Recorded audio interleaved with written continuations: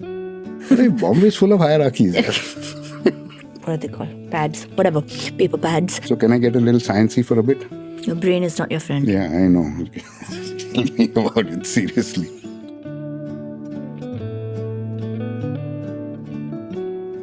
Hi, Dr. Azhar. Thank you so much for coming and speaking with me today on The Curious Case of.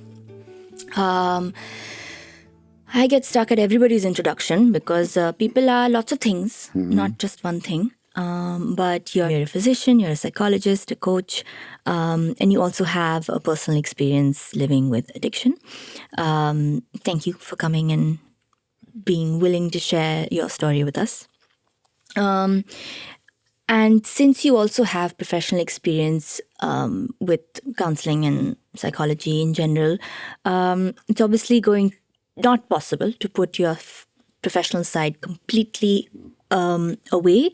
But I was hoping to sort of start without the hindsight, what your journey was like, and just we'll take it from there, I guess. So just to set a little context, where are you from? What does your family look like? What was childhood like? Childhood stuff. So first, thanks for having me. Pleasure to do this. I grew up in Mumbai. I grew up in Kolaba, what appeared to be a nice little family. Dad, mom, me, and my younger brother. I was also part of a very larger, well, it wasn't a joint family, but an extended family, right? My mom was one of, I think, 15 step cousins, and I had 15 first and second cousins. And we grew up in these two buildings next to each other, and we were constantly in and out of each other's home. I went to a small little school in Kolaba, and on the outside, you would not look at my life and think that there would be anything wrong that was going on. But there were a couple of things that were happening, right? So I grew up with, my father had a temper, right? And I remember always being afraid of what kind of mood he's going to be in. I also was the firstborn in this grandchild and cousin, and from a family full of high achievers, right? So my dad was this proverbial story who came from very humble, lower middle class sort of background and went to MIT in the 50s on a full scholarship. His two sisters were PhDs. My Nana came, again, those typical stories, right? He came from the village with that 5 rupiah in the pocket and then made this financial empire and then lost everything and then rebooted. And then by the time I was born, in 1966, he was living in Chennai with this big-ass house with 5 Mercedes Benzes. And I looked, and all the conversations at home used to be, oh, look at this guy, he's achieved this much, and look at this guy, he's doing so well in school. And I remember distinctly thinking, there is no way I'm going to measure up to this, right? That I'm going to be this huge disappointment, and they're going to find out that I'm not as smart or not as whatever they had in their mind. And the great fear was if they found that out, they would not love me, right? So although I had all this abundance of love and support in my life, I never experienced feeling unconditionally loved. I always felt that I had to do something to live up and to, the expectations that people had of me. So I did superbly well in school. I was in the top 2 or 3. I was taking part in sports. I was in debates and elocutions and, all the extracurriculars and doing very well in all of them. But not because I had this great academic passion or passion for cricket or anything, right? I just thought that this was the way I was supposed to be. And by the time I was like 10 or 12 years old, right, I just started feeling that, okay, nobody should find out. There was a sense of inadequacy. I'd come to this point in which that I don't measure up. I don't feel good enough. And then I think by the time, so I finished school and I went to a small little school in Kolaba, and then I went to Jai Hind College. And then I remember that's when the depression hit. Right? That there was a sense of, I didn't know it was depression, right? There had no language to understand that stuff. I mean, we're talking about 82, 83. So I'd get up with no drive, no desire to do anything. I'd wake up feeling like crap. No idea why I'm feeling like crap. Don't want to go to college. Then my mom and dad are giving me gyan about what is happening, and you're slacking off and you're becoming lazy. And so then I would push myself out and go to college, but then I wouldn't attend classes, and I would be sitting there, and then I got some letter from the college about attendance, and then there was hell to pay at home, and all that stuff was going on. And I just couldn't, I didn't understand what was wrong, right? I was, I'd lost interest in the stuff. The only thing that had any interest to me was music. And I'd sit with my Walkman and listen to music for hours, and that was the only thing that would give me peace. And then at that time, so I didn't know what I wanted to do with life. Right? No clue. My dad was an engineer. My grandfather was a businessman. So, you know how I decided to do medicine? So, of course, in the family, you had to do either doctor, engineer, lawyer, right? I mean, you can't be anything else. So I was terrible at math. I was terrible at physics. So I said, maybe I shouldn't try medicine. That was the extent of thinking that went into that. And the family is very happy. He's going to be a doctor. He's going to be a doctor. But the boy is not studying. He's not even going to class, leave alone studying. And I don't know what happened. Then 2 months before the board exam, I got into some panic thing. Then I started studying, and I got tremendous grades. And I got into med school. So one fine day, I don't know what happened. We decided. One of my friends said, "Let's go and have a drink." So I said, "Okay." So I remember we parked on Worli Seaface. That was the thing. And we were sitting in the car and we were drinking Old Monk rum. And I remember the first time when that drink went down my head, my throat, I just felt, okay, I have found something which is going to be magical. And that's when the story started. But that was childhood in a nutshell, right? So if you looked from the outside in, there was nothing wrong.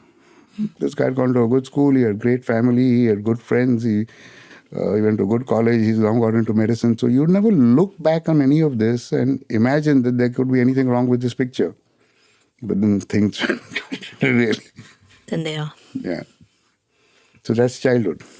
I wanted to be like same pinch cross at some point, but then I thought that would be inappropriate. But okay, and so then you had your first drink. And so now I'm in med school, right? And now nobody can tell me anything. And that's when I then started experimenting with other substances. And for the first 3-5 years, there was no problem. In fact, I found out that I had a great capacity for booze. I could hold down a whole bunch of liquor. And I had no way of realizing that this would ever be a problem, right? I finished med school. Now, halfway through med school, I realized I don't want to be a doctor. Okay. So I went and told my parents, and of course, they are not hearing anything of it. So the bargain was you finish MBBS, and then whatever you want to do, you do. Now, unfortunately, I don't know however you look at it, I did very well in the final exam. So I could have any residency that I wanted. So then family pressure. So I took up a seat in orthopedic surgery. Bone Haddi. surgery. Yes. Yeah. Okay. Right? And I was doing a residency. There was only one problem. You had to be at the operation theater at 7 a.m. A slight problem, right?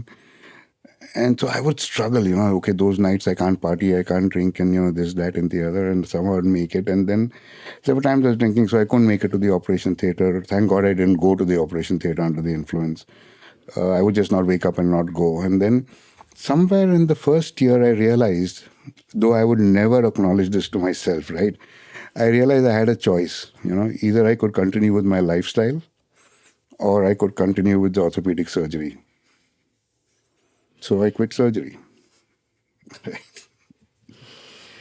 I just decided I'm quitting it. And of course, I would tell anybody this is boring. I've told you all from the beginning. There was a lot of arrogance. It was all a defense, right?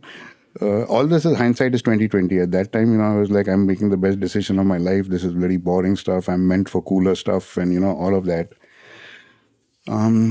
And so I quit, and the family is like aghast, horrified. But at that point, I was beyond caring. So this was 92, right?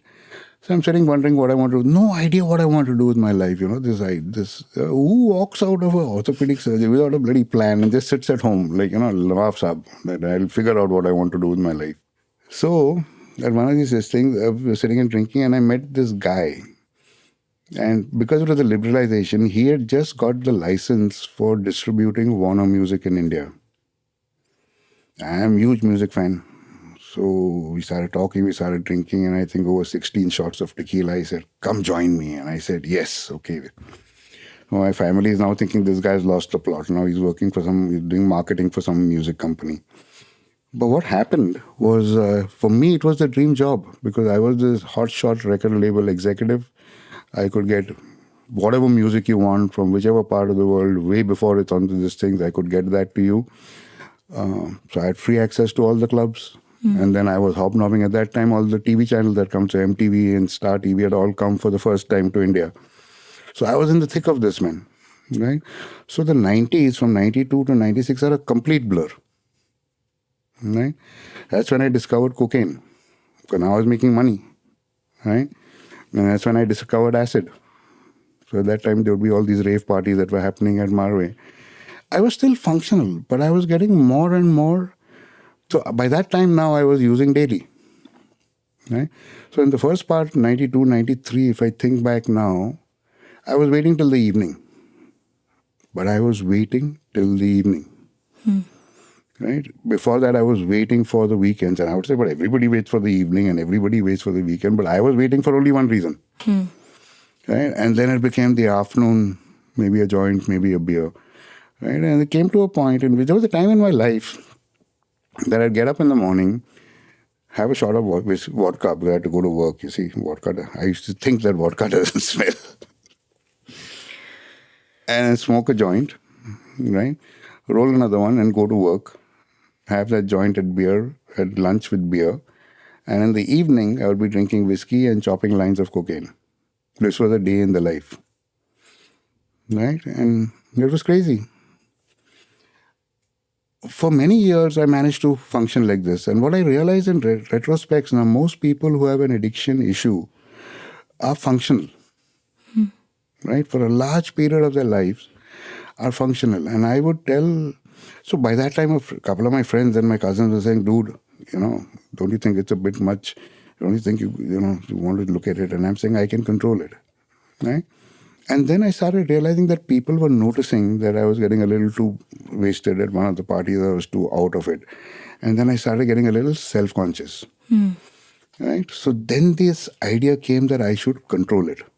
I don't want to act like a fool. I don't want to make an ass of myself. And, so I wasn't a belligerent, nasty drunk. I was just this fall down, embarrassing, you don't want to be around me, someone take him away kind of a thing. And then I started realizing that, okay, I need to count my drinks and I need to drink in control. And looking back now, I realize that yet another, who needs to exercise control? Right? Only a person who potentially feels there's a problem, right? Yeah. So when I was saying, but I'm controlling it, I didn't understand that the very fact that I have to exercise control is diagnostic of the problem. That there's a need to control. It's a need to control it, no? So for many years, I'm controlling it. I'm showing up to work, but I didn't understand that. Right? And then it came to a point when my boss said, look, you're very good at what you do, but there's no guarantee if you're going to show up at work and what time you're going to show up at work.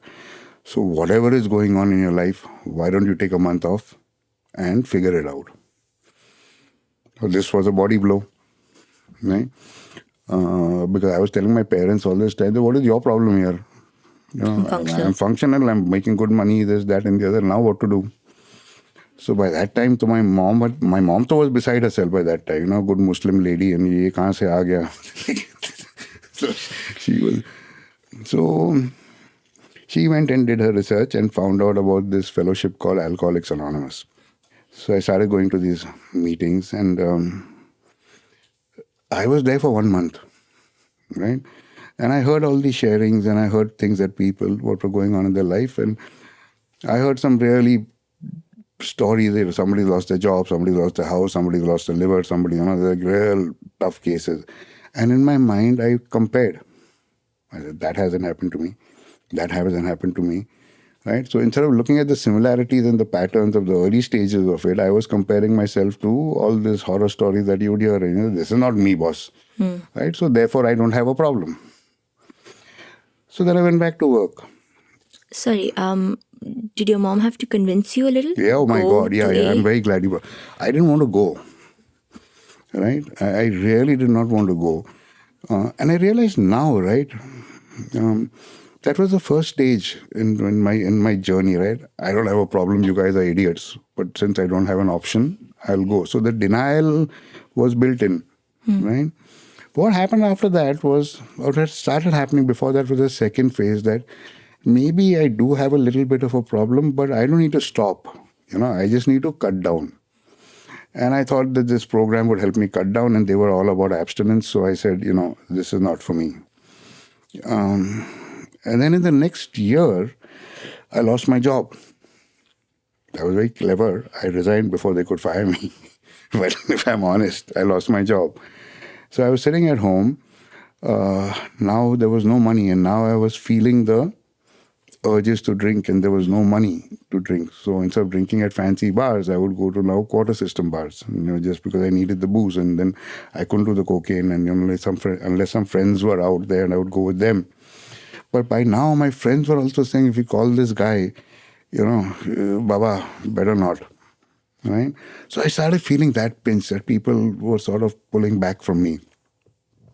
And so then I came to that third phase, that, okay, maybe I do need to quit, at least for a bit, but I don't need anybody's help. Right? And so I decided to quit, but it wasn't possible. I would go 3 days, I would go 5 days, and then I would make up. Right? Then I've been a good boy now, I can drink. In the middle of all of this, my granddad, who lived in Chennai, he said, you send him there. Right? Let him come to me, I'll sort him out. Oh God. So there was one guy in my life who I really respected and looked up to was my grandfather. So I went to Chennai, and then that time Madras, and he had a studio. He also worked in production. And so he gave me a little job over there, and right, for 2 weeks I didn't drink. I don't know the last time for 2 weeks that I was clean. And after that, promptly I went and drank, and he had nothing doing. He put me into rehab. Okay. And so there was a rehab called the TTK Foundation. And then I really had to think. I really had to think. This is 97 now. What do I want to do with my life? And by that time, I realized so that I don't have a problem. Had become then I need to moderate. Has gone. I need to quit. Had come, and now this had helped me quit. There was 12-step meetings in Chennai. I started going, and I stayed clean for 6-8 months. I was still working with my granddad, and then this offer came from Sony Music in Dubai. I'm like, okay. And I remember distinctly thinking, before I went to Dubai, that, okay, now you have stopped drinking. Now your priority is not your sobriety. Now your priority is your career. I went to Dubai, and I think in 2 weeks I was drinking. And in Dubai, I was too scared to do drugs. But what happened then with my drinking? Because by now, I knew I was an alcoholic, right? I knew I was an addict. I wasn't drinking every day because I knew I was a problem. I really did not want to drink now, right? But then I got into this binge pattern of drinking. So 1 week, 10 days, I wouldn't drink, just white knuckling it. And then when I would start Naira, it would be round the clock. Right? It would be these 3, 5, 7 days, morning to night. I'm sitting alone and just drinking. And I just could not stop. Right? And so that sense of being completely isolated, completely out of control, depressed and anxious, and just pouring booze over it. Those 2 years in Dubai, right, were hell. Because then after that, somehow, because after 3 or 5 days, when I physically couldn't drink anymore, right, I would sort of drag myself out and go back to work full of shame and guilt and remorse and fear and wondering who's thinking what and who's going to say what. Don't want to drink anymore. Okay, take it easy, da. And then 5 days later, I'm drinking. And it was just insane. And my family was here. At that time, no cell phones, right? So I would vanish for 5 days. So my mom and everybody here was completely fried because Dubai, you don't know what happens, man. They may lock you up and, See, there was an ego, right? I'm intelligent. I come from a good family. As to somehow that is supposed to give me immunity. I come from a good family, and I'm a doctor. So it was very difficult to go for help. First, I can't even imagine what it would be like to sit for 5 days Yeah. without meeting anyone at all. Yeah. I'm wondering, like, what thoughts were in your head? Did you have thoughts? If you're saying you woke up and you would drink all day and all evening and all night, at some point you'd fall asleep, I'm assuming, and then you wake up and then you continue drinking, and that would go on for 5 days. And you don't have a cell phone, so it's not like you're WhatsApping and chatting with people Nothing. while you're doing that. You're not scrolling on Instagram or anything. So then, what are I'm you so glad you asked doing? that. So the first thing is I wasn't sleeping, I was passing out, Okay. right? And then when the alcohol would wear off, right, I would wake up and reach for the bottle. The contents of my thoughts, so that's when the depression was full swing. There was nothing but a sense of shame, a sense of failure, and this constant self-flagellation, right? Going on and what are you doing? What is wrong with you? And then put some TV on and try to distract from them. But attention span was short, right? And then you're wired. So every time the alcohol level is dipping, right, the agitation would start. So then I need to top up. And then the constant fear about what am I going to say at work, and somebody calls from work, what am I going to say, and how can I call in sick again, and all of that. And then who knows? And then there was the shame, and there was the shame towards next level. Then the guilt about what I'm putting my family through. But none of that would help. In fact, that would make me want to drink more. Right? And it was just this. So you're just sitting there. Now, I don't know if you can say thankfully, the alcohol would numb you, right, after a while. So it's only that when you pass out and then you resume drinking for the first 1.5 hours, this is going on, then it will numb you out. And that was what I was looking for at that time. Now, I was no longer looking for a high. I was looking for oblivion. I wanted to escape from these thoughts, right? And the booze would provide that, because then I would just drink myself to sleep. But then when your eyes open, you wake up with a panic, right? You wake up with just a start and stuff like that. I remember I would go to the bathroom, look at myself in the mirror and say, what the hell are you doing? And take a sip and take a swig. There was no sip at that time. It was not a swig. It was terrible. It was 2 years of that hell. And that period of that isolation that you feel, right? That you feel completely alone. And that's why I tell a lot of people that recovery, the opposite of addiction, is not sobriety, it's connection. Right? And that's why having a bunch of people who get you. Right? So I always say my family loved me. There's no doubt about that. I don't think my family got me. But to feel connected, I found that in a community of recovering people.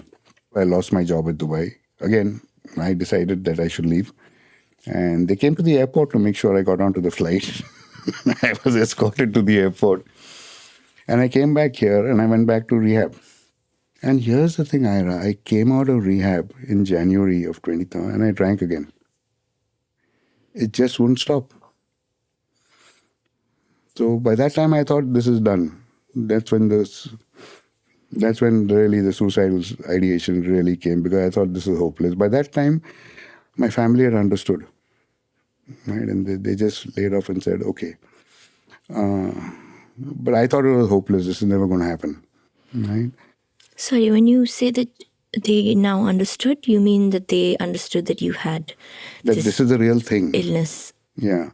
So up till now, my mom got it way earlier than I got it. My dad, I don't know, till he passed away, I really understood that this is a medical condition. So my mom was going to a support group, right? So she had a lot of information over there. And my dad also by then understood that, okay, that this is a real thing. And they could see I was trying by that time. The first 2-3 years, there was a combat zone at home because I was very arrogant and belligerent and stuff like that. And my last drink was, so this was end of March 2000. And my cousin was going to have a baby, a second kid. And I'd been clean for 10 days or 12 days. and it was going to be a C-section, and we went to check her in one day before the procedure. And for some reason, I said, I'll stay. Right? The procedure is going to be tomorrow or day after. So, I'll stay tonight. Because I really felt that I'd not been part of anything, yeah. And I remember that night when so my sister went to sleep and I started drinking in the hospital room. Right? And I passed out. And then my sister had a procedure in the morning and I couldn't wake up. So I wake up in the morning and she's not in the bed. And my aunt is there, and my aunt just looks at me, and there was nothing. I never forget that moment. I looked into her eyes, she looked into my eyes. It took me a little while to figure out what's going on, and then that shame, then that oh my god feeling came. And then I went home, and for 10 days I drank. Right, it was just like finished this, and then again I couldn't drink, and then I think something. So obviously, I don't remember too much of those 10 days. It's quite a blur. But one of the things I do remember thinking is, I was thinking that why is this not working, That when you normally put your head to something with this level of desire and motivation, that it should be work. happening. Yeah. And then I realized that, okay, it's a mental disorder, right? And my brain is now addicted to alcohol. So if I rely on my judgment, right, sooner or later it will convince me that it's okay. Right? And whenever those periods that I would drink, right, all these episodes, it wasn't like I planned to drink for 5 days. Right? My brain would tell me that, okay, you're feeling stressed now, you're feeling anxious now, you're feeling bored now, or it's somebody's party, it's somebody's celebration. There will be 3 lies, just a little bit, nothing bad will happen, no one will find out. Right? And then I would start drinking and there was no braking mechanism. But something when that came and I said, okay, I'm going to need help. Right? And so then I went from, remember the first, I don't have a problem, you guys are idiots. Then maybe I have a problem, but I have to sort of moderate but not stop. And then maybe I have to stop, but I don't need anybody's help. The middle stage was I need help, but I'm not have to do everything that is recommended. And then the final stage was, okay, I'm done, man. I just cannot do this anymore. And that's when things changed. What I did was I started going to 12-step meetings. Right? And I found a bunch of people, the same people who had gone to 5 years ago, sort of idiots and were degenerates. And like, what are they going to teach me? I'm a doctor. And that's when things started changing. Right? So I had that support group. Then I went and saw a psychiatrist. I took some medication because my depression, by that time, when the debris settles down and you look at the wreckage over the last 3 years, you've destroyed 3 careers. I destroyed my medical career. I destroyed this other. There was no way I could go back to the music industry and stay. That was out of the picture. And I had nothing to show for it. I was 34 years old, no bank balance, no money. After living with my mom and dad all over again, and the depression hit. Right, like the sense of complete failure. So I got onto meds for around 6 months to a year. I think 6 or 9 months I was on meds. But then, I don't know, slowly over a period of time, right? So there was this 12-step meetings, there was a program of recovery, there were a bunch of people who had been there. And there was this round-the-clock support that I had.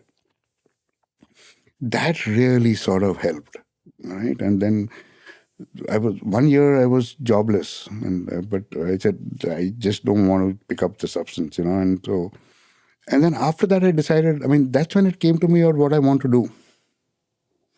Right? So I said, okay, I want to help people. So I want to get my master's. So everybody said, you're 34 years. But I guess I have a stubborn streak, so I applied. So April last month was 25 years of sobriety. Wow. And I look at it and say, whoa, how did this happen, right? Wow. Yeah, I mean, you're talking about it now, and I guess because it's been 25 years, you're able to talk about it in the way that you are. I mean, I've been through depression myself, and so when you're talking about some of these things, you're smiling, but inside me, I'm like, I mean, I don't know exactly, but Yeah. in some vein, Yeah. it's a just completely It's very dark. helpless and hopeless Hopeless. It was place three to axes be. now. To me, it was three things, right? Beliefs about myself, I feel worthless. Beliefs about the support that I have or understanding that I have, and who can help me. That's the helpless. And then about the future, hopeless. Regarding the people, Lord ask me, right? So don't you ever get tempted to drink or get high? Yeah, once in a while I do, but it would be no different. So 3 years ago I was diagnosed with diabetes, right? So do I get tempted to eat ice cream, cake, and chocolate? Sure, I do. Right, but I can sort of now say, okay, once in a while you're going to miss it, but that's okay. You're not entitled to have everything you want in life, man. So this is the other thing I tell a lot of people in recovery, right? And so where I miss it most is in holidays and celebrations, and I don't miss it now in the down times, right? I miss it in the holidays and celebration, but I'm able to talk myself out of it and say, look, this is like the Garden of Eden story here. God is saying you got everything. वो apple मत खाओ, बाकी सब है. But my bheja, क्यों? Why I want that apple? Right? So I've learned to say it's okay. It's a small thing. There are a lot of people who can't. I always go back to the diabetes example. There are a lot of people who can't eat some foods that they love, and I can't do alcohol. But that's far and in between, and I know what's going to happen. Right now, I don't kid myself. I said, okay, so I went for a friend's wedding, friend's daughter's wedding, right? One of those destination weddings in Europe, and so the whole school gang is there. Yeah. Everybody's getting shit faced completely. And it wasn't that I missed the booze so much. I missed being part of all the craziness that went on, right? And I would tell myself, okay, these guys are going to get shit faced. They'll be wrecked tomorrow, right? But from day after tomorrow, tomorrow they're not going to wake up wanting more booze. In fact, they're going to say, Baba, I don't want to look at booze for the next 3-5 days. Yeah. I will wake up in the morning and be looking around for where I can, where I can get the drink. Yeah. I think, I mean, I've spoken to a few people about this, and one of the things that I've heard is that if you removed the substance, then what it's giving you a lot of times is this companionship and friendship and connection, or, some sort of numbness from pain. Yeah. And so if you remove the substance from it, what you're trying to get to is not bad. Yeah. So you bring up a very good point. When I look back on it, alcohol wasn't the problem. Alcohol was the solution to a problem I had not even articulated, let alone defined. Right? So this whole journey of recovery and wellness, okay, is actually, you have to redesign a lot of your life. Right? And you got to really challenge a lot of assumptions that you made about yourself, right? So for me, the alcohol was a solution to my feelings of inadequacy. So I guess it's one of the things that I'm hearing is that, like in your story, you talked about various episodes. So you went to rehab multiple times, and then started drinking again multiple times, and maybe because you said it's also about connection. So maybe it's about the first time when you did try and get sober. Maybe once you hit that 1 month mark, you didn't necessarily get the support at that time that you needed, but also, the psychoeducation. Absolutely. Because all smart people now, a little bit arrogant. Yeah. Goes with the territory. Yeah. Like, I mean, when you said that I didn't study at all, and then 2 months before my exam, I studied and I got great marks, then you're like, I don't have to try very hard. Exactly. I can figure it out. Yeah. Other people maybe need help, but I can figure it out. So I guess if, and also, you keep hearing that doctors are the worst patients. Absolutely, very true. Because it's so easy to rationalize and intellectualize when you have those faculties. And then it's so easy to convince you're too smart for your own good. Exactly. So you can convince yourself of all of these things. Yeah. And if you try and have a conversation with someone, you will actually outsmart them to the point where they believe you that you'll stop and that you'll be fine. So I guess, some amount of that with maybe not enough of educated support during that first attempt at getting sober would be a really important part, because I know that this happens with depression. You get tired of failing. Yeah, you get sick and tired of feeling sick and tired. Yeah, and like I've tried to get better. It didn't work. Yeah. And just the exhaustion of having to get up and try again. is which means that the longer I have to stay in this relapse cycle of trying and failing, it just makes it harder to it really does get better. And I mean, I think I say this to a lot of people, and this is something that bugs me a lot, is that, okay, fine, the first time you only ask for help when shit hits the fan, right? Like things have to blow out of proportion really badly. You'll ask for help, and for 1 week everyone will give you lots of attention and support, and they'll be there for you, and they'll check in on you, and you'll be good, and you'll try, and then you're like, I'm a little better now. Okay. And then it all stops. And then if you keep going through that cycle, it gets harder and harder to convince yourself to try, because then you're like, it's hopeless. I've tried and it's not getting better. So from what you're saying is that you do get moments of respite on the journey of getting sober. And maybe it's important to catch on to those moments where you're like, okay, I'm feeling clear again. This is where my psychosocial support should come in. And actually, a little deeper than that, right? So what I identify so much with that feeling of despair, right? I'm just sick and tired of trying to reboot all over again, and is it even really worth it, kind of a thing, right? But you brought up a very important thing about psychoed and psychosocial support. That's the critical piece. See, so whether you go to a rehab, whether you do psychodynamic therapy, whether you do CBT, whether you do whatever model of care you want, right? Even if you want to do holistic traditional medicines, right? So if you're going to a center like a rehab, or you're going to an Ayurvedic retreat, that's 30 days, right? Recovery starts after that. If you're doing sessions even weekly, life happens between sessions. Yeah. Barabar, so you need a recovery plan. Yeah. Right? Which has to have what I call the 4 ACEs. A for activities, C for company, E for exercise, and S for spirituality. Right? And so you got to design a plan that works for you. Right? And so in early recovery, if you have this, so it can't be packed like an army schedule. Right? Neither can you have these yawning chasms of time in which you got nothing to do and be alone with your brain, because in early recovery, that is not a good space to be.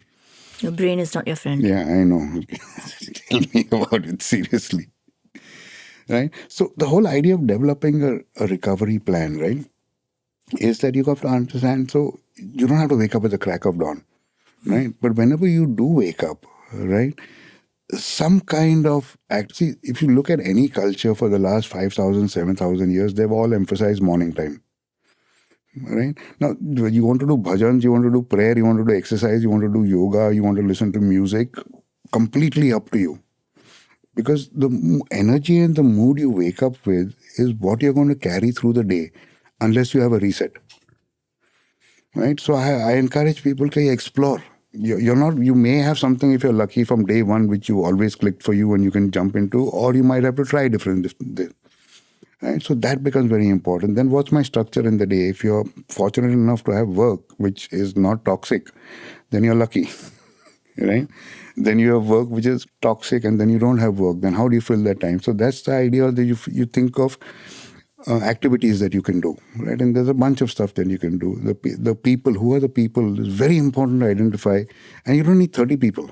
But you need 3 or 5 people who get it, who you can call and say, I can feel And you this. can't have one person. You cannot have one You person. just cannot have one Because person. people are human, they'll fail you here Yeah. at some point or the other. They'll get tired. They get tired and they're not there. And so I always tell you need 3, 5 people. And that is in general for life. Yeah.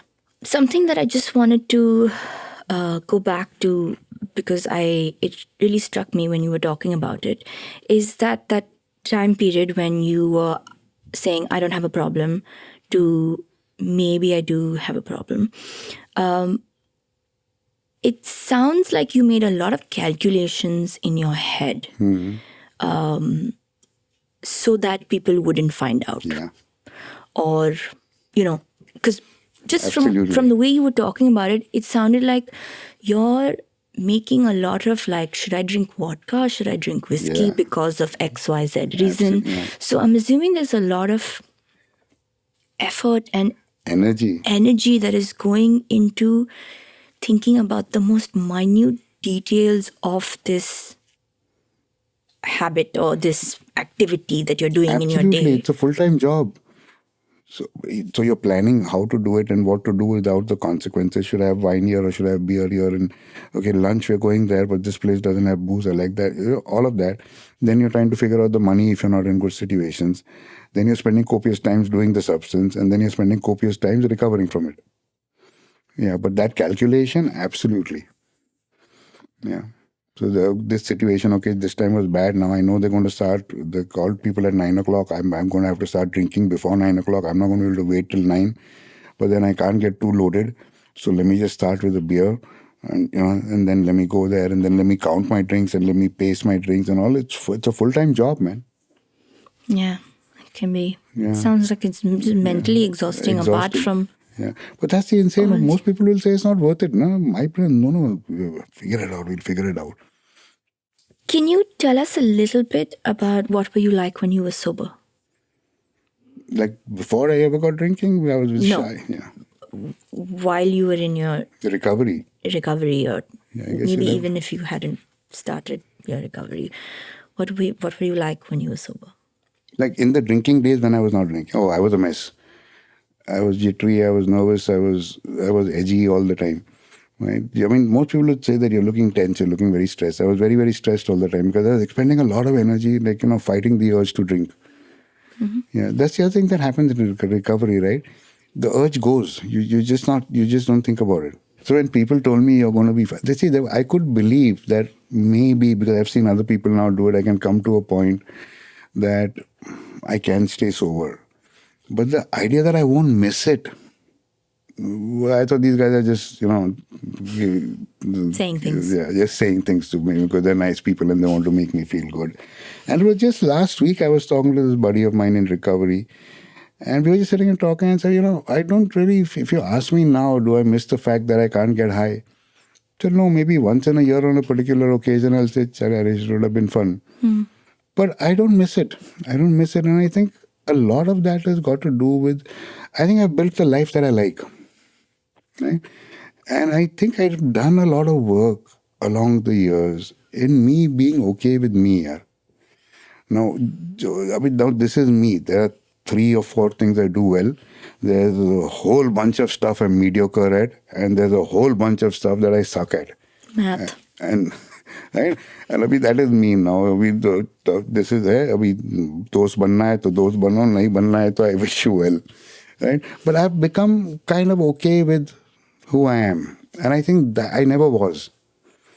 Right? I always thought I had to be some other version of myself.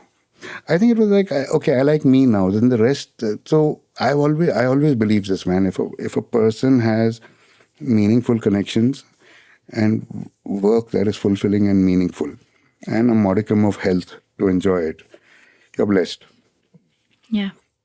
But then I always had this voice that said, no, but you can do this better and that you should do this way and why you're doing like this inner critic in my head.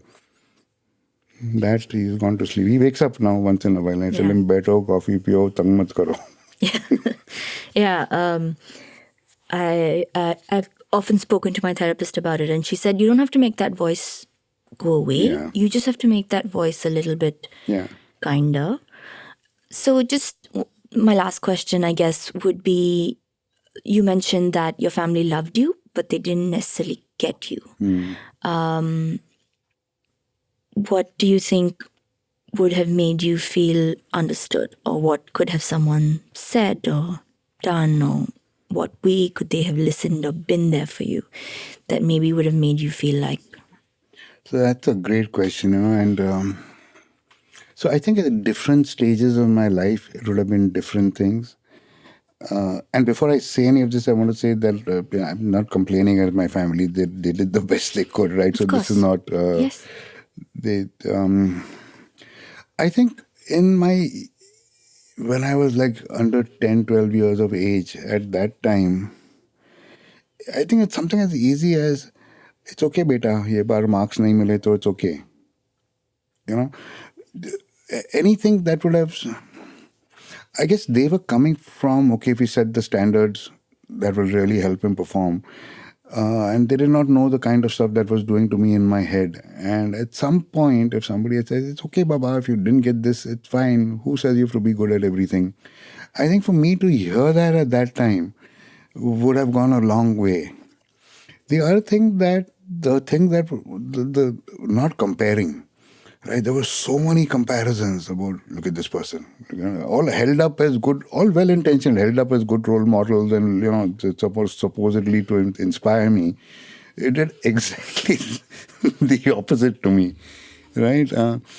And so, if I guess nobody really told me it's okay to be you. Right, I think the message that I got. But obviously nobody's going to sell that to a 13-year-old. But the manner in you can communicate that sentiment. I think actually it's the opposite, right? Because a lot of these things that you've talked about may be specific to you. Yeah. But if everybody understood that, however you say it, whatever you say, the idea to convey to a child or anybody is that it's okay to be you. Yeah. Whether in your case, it was letting you know that it's okay to not be great at academics. Yeah. But in someone else's case, it might be something else. It might be something else. But the idea to convey is that yeah. it's okay to be whoever you are. I think what would have been really helpful was if somebody asked me, how was your day, rather than how are your grades? Something from that area. Yeah. And what about during your recovery period? So not only during my recovery period, even when the addiction got really bad, right? So I understand the turmoil that I was causing and the embarrassment that I was causing.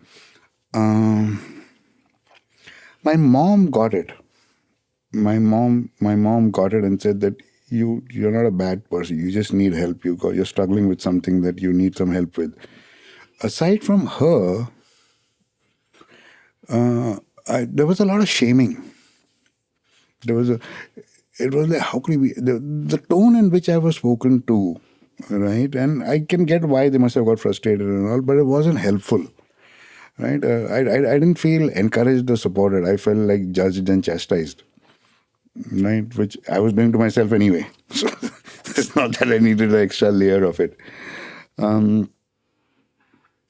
In recovery, I got a lot of what I needed, right? I got the space to say that you take your time. I mean, for my dad to say you take your time to figure out what you want to do was like,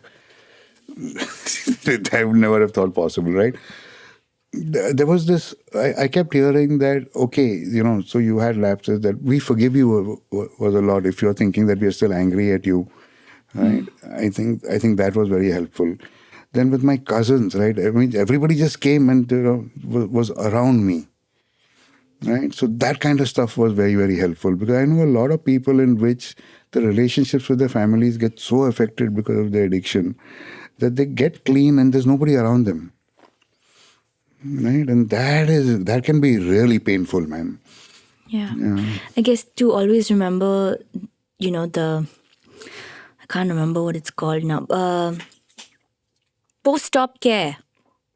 But like in regular words, right? Yeah. Like, I'm out of the hospital, but that doesn't mean you forget about it me, now. Yeah.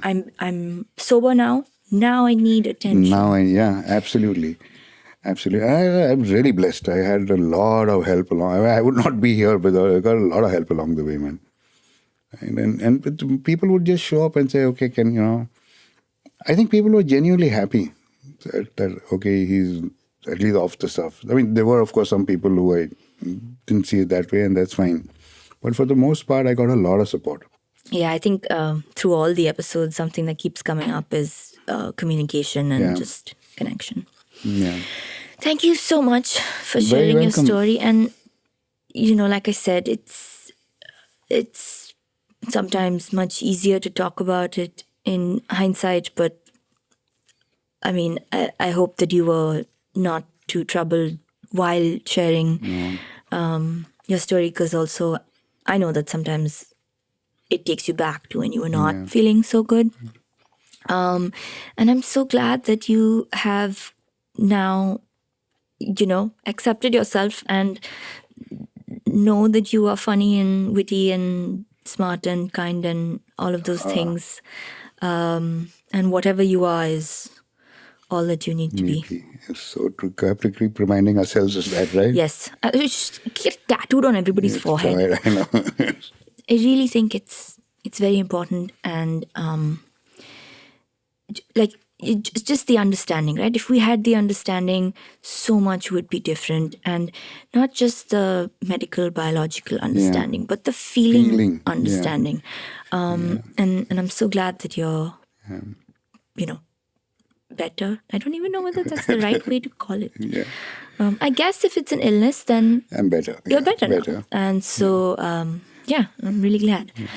At the end of every episode, we do a little thing where at Agatsu, one of our propositions through the world is emotional hygiene. Something like what you said about setting a routine or just having a plan.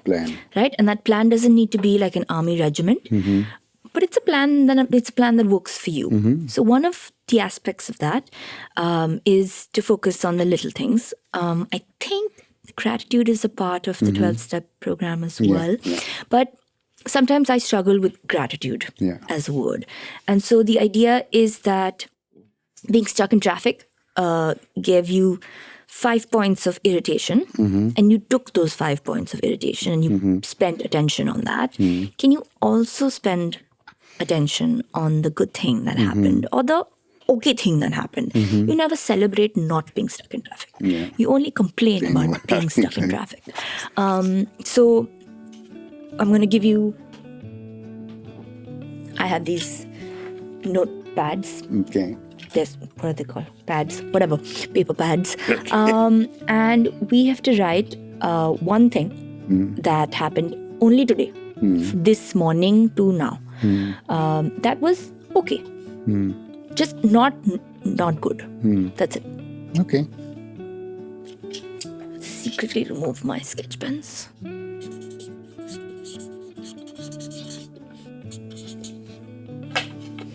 Okay. Mine is bagels and eggs, and I met a friend who I haven't seen in a very long time, so I was very happy to see his face. Okay, so since you said bagel and eggs, I had keema pao and a curry from... I'm jealous. Yeah, that was like not healthy, but so sinfully pleasurable. And then I forgot it was Mother's Day, but I spent 30 minutes with my mom, which I don't really get to do.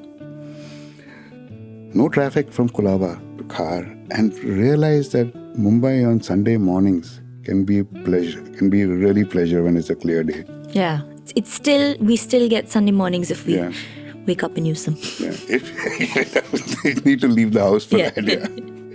Yeah. Great, thank you so much. Thank you. Thank you for watching The Curious Case Off with me.